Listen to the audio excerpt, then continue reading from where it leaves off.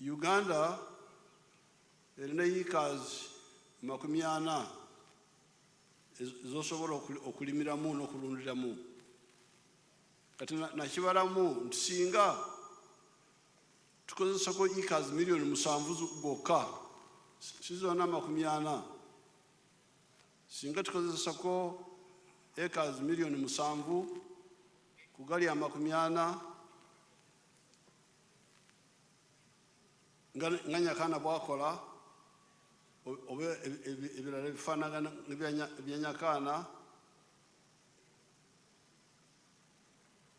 acres ezo 7 million zigenda okukozesa abantu 1,15,000. Kitegeeza nti tugenda kukola emirimu egisinga obungi bw'abantu mu Uganda yonna. N'olwekyo, so what I'm telling these people is that Nyakana there, using 1.2 acres just for poultry, for eggs and for milk and a few other things, he has got net income of more than 200 million shillings a year, and he's employing 15 people. Uganda has got arable land of 40 million acres. If only 7 million of them were used like Nyakana is doing, and each one employed 15 people, would create 105 million jobs. More jobs than the whole population of Uganda. N'olwekyo ekyetaagisa wano kwe kuzukuka abantu bave mu tulo muwulirize okuwabula. The problem is not job, the problem is being asleep. People are asleep. Eri yonna gye nvudde tolaba, I don't see serious farming.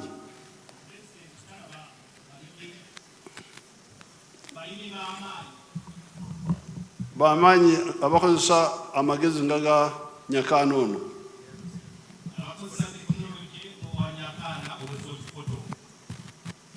Therefore, what we need is really to be serious and stop running around.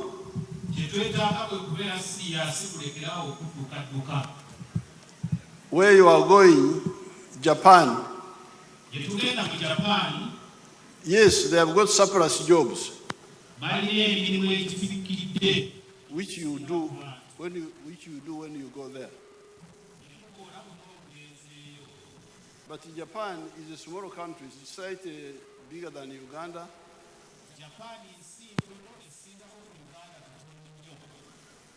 But with no agriculture, no minerals. I think they only use the ocean, they have some sheep, fish, and maybe the manufacturing. N'okukola ebintu nga bayita mu factories oba mu makolero. And there are 127 million people. Bali emiliyoni 127. And you hear they all have jobs and surplus which you go to do when you go there. Naye bonna balina emirimu ate ne gifika ffe abaddugavu gye tugenda ne tukola. So therefore listen carefully to our advice. Gano ge magezi president gatuwa. First of all, use the 4 acres model, or less. Nyakana doesn't even have 4, he has got only 1.2. Tukozese ekyokulabirako ekyayikanya. Nyakana gwe batulaze wano yakozesa ekemu n'obutundu 2. Now I can also show you another one, Basangwa. Let's see Basangwa. Agenda kutulaga omulala Basangwa. Of Kamuli. Wekanungu. Wekamuli.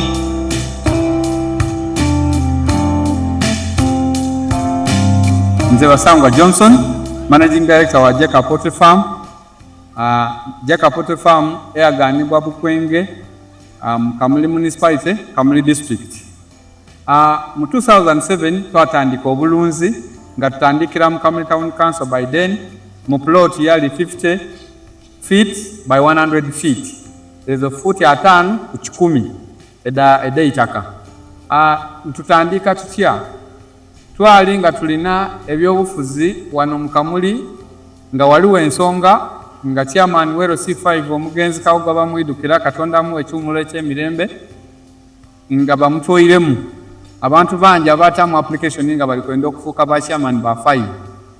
President yaida yatulungamya yakuba ati bana abantu mwena temusobola kuba ba chairman ba 5 aye abantu mujje mukola emirimu egindi ng'okulunda yayogera kulunda MBD okulunda enkoko byonna yabyogerako. Nze napikinga mu ky'okulunda enkoko n'atandika efaamu mu 2007 n'enkoko 5. Sawa dino wendogerera ku faamu kuno tize mabega ntambwire. President yaida yankyalira mu 2010 nga nina enkoko 5,000 yasanukaini. Sawa dino tutambwire tulina enkoko 1,200 tufulumya amagi etro 2,000 buli lunaku. Etro 2,000 divaamu milioni 2 buli lunaku. Omwezi diba milioni 6. Omwaka tuba tuli mu bilioni ze 6 n'ekitundu etuba tukolaki tuyingiza. So tuwulirisa omulamwa gwa president okuva ku kiseera ekyo twakati katukigiireku. President yawaire musanhufu ino ku bintu byenkoze era nga buli kaseera nkyekingako. Wendogerera kati tulina abakozi 300 betukozesa. Now you can hear Basangwa now. Muwulidde Basangwa. When I went there 2000 and emyaka gyagambye the years he mentioned, they were fighting for the job. Yagendayo mu 2008 baali balwanira byabufuzi ekifo kya LC5. Then I said, but you cannot all be LC5. N'abagamba nti mwena temusobola kubeera bakiyamaini ba LC5.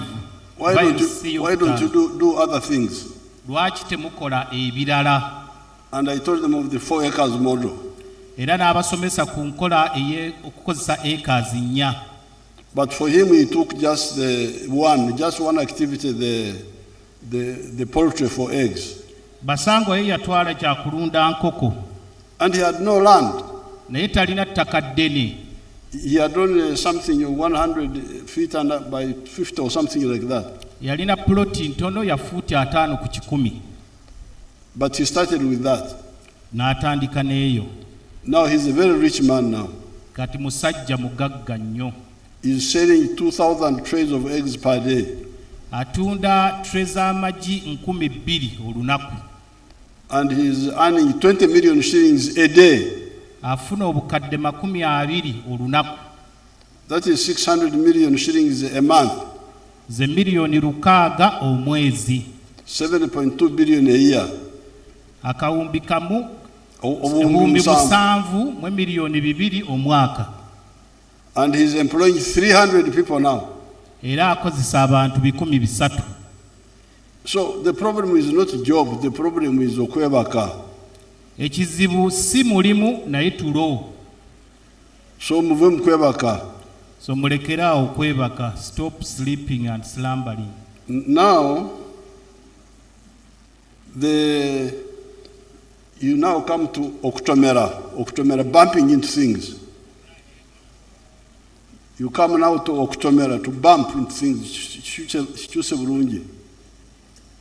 Kati kajje kukutereka. Okutomera.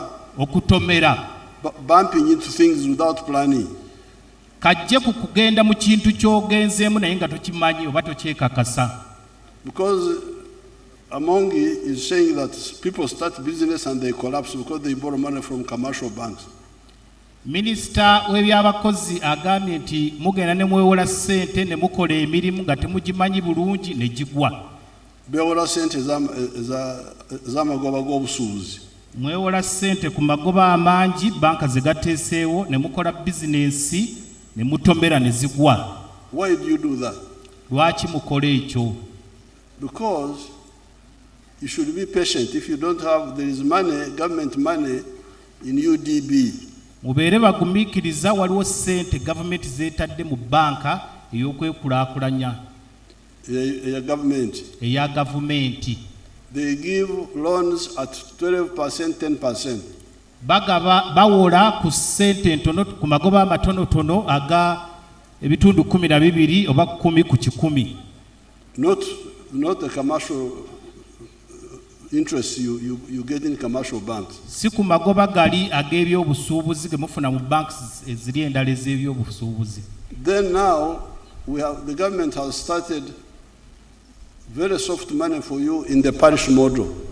Gavumenti etandiseewo ssente ennyingi naye ku muwendo omutono mu parish development model. We have now put about 500 million shillings in each parish. Bataddewo